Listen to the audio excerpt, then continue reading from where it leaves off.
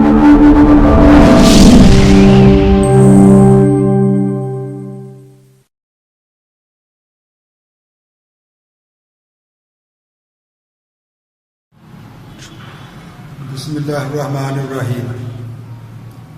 अभी हम पढ़ेंगे 8th के मैथ की एक्सरसाइज 9.1।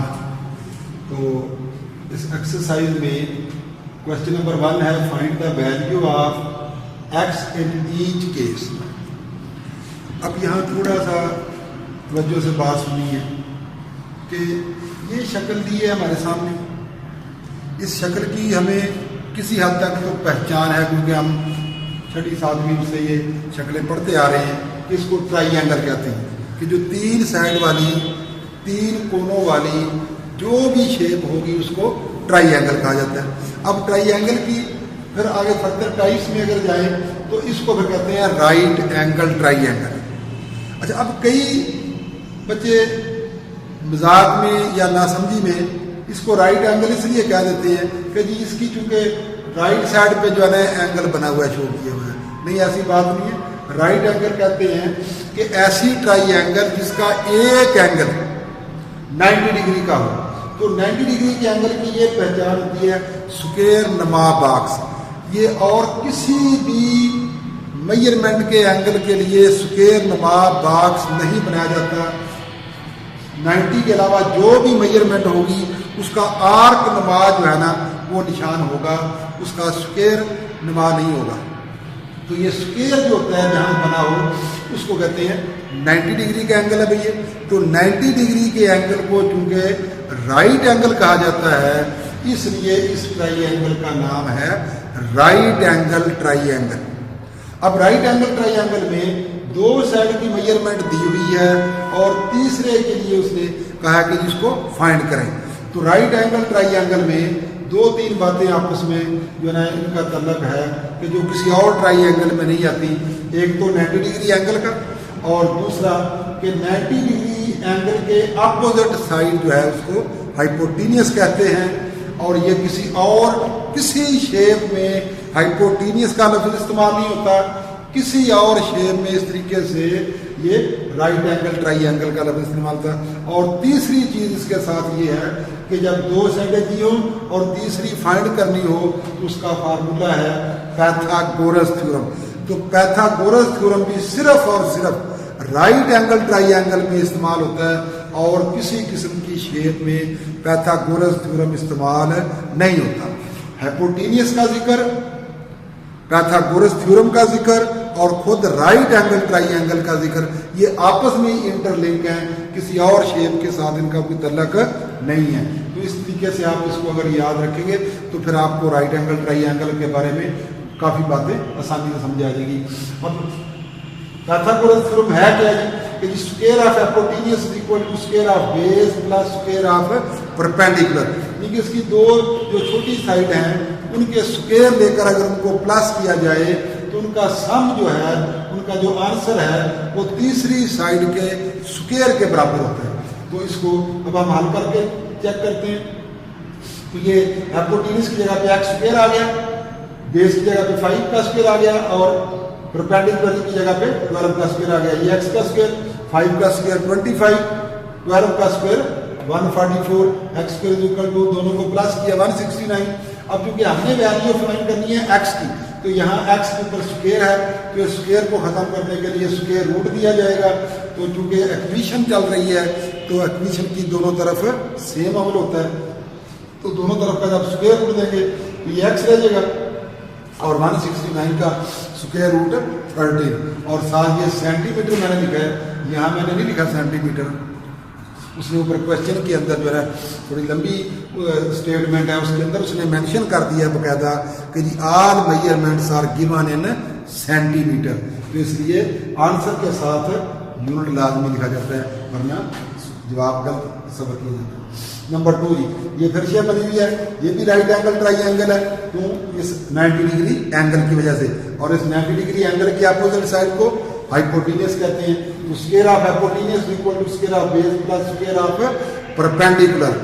तो हाइपोटेनियस 8 8 का स्क्वायर हो गया, बेस x का स्क्वायर हो गया, प्लस परपेंडिकुलर 6 है, 6 का स्क्वायर हो गया, 8 का स्क्वायर 64, x का स्क्वायर आ गया और 6 का स्क्वायर 36। तो ये 64, ये 36 इस तरफ जाएगा, माइनस का हो जाएगा क्योंकि इधर प्लस का था। तो ये 64 में से 36 माइनस करें तो 28 is equal to X square. अब x मालूम करना है तो x का भी स्क्वायर रूट ले लेंगे, 28 का भी, तो इसका स्क्वायर रूट से कट गया, x रह गया। तो ये 28 का स्क्वायर रूट या तो कैलकुलेटर से लिया जाए तो वो पॉइंट में आएगा, और अगर कैलकुलेटर ना हो तो फिर उसका तरीका ये होता है कि यहाँ जो नंबर हो उसके दो फैक्टर ऐसे बनाए जाएं कि जिनमें एक रेशनल हो और एक इरेशनल, या सादा लफ्जों में यूं कह लें कि एक नंबर स्क्वायर का और एक बगैर स्क्वायर। अब चूंकि 4 जो है स्क्वायर है 2 का, तो इसका स्क्वायर रूट हो जाएगा, ये बाहर आ जाएगा। x का चूंकि स्क्वायर रूट नहीं हो सकता 7 का, तो ये 7 अंदर रहेगा। तो इसको हम पढ़ेंगे x is equal to 2 multiply square root of 7 centimetre. Number 3, अब ये देखें जो आपको शुरू में बात कही थी कि उसकी राइट साइड पे एंगल है तो इसे राइट कहते नहीं, ऐसी बात नहीं है। जिधर भी है एक एंगल उसके अंदर 90 डिग्री का होना चाहिए तो उसको कहा जाएगा राइट एंगल ट्राइएंगल। अब हमने अपना जो रेफरेंस रखना है, जो अपने आप को सवाल में मसरूफ करने के लिए जो चीज़ हमने गौर से देखनी रखनी है वो 90 डिग्री और इसकी अपोजिट साइड, 90 डिग्री एंगल और उसकी अपोजिट साइड।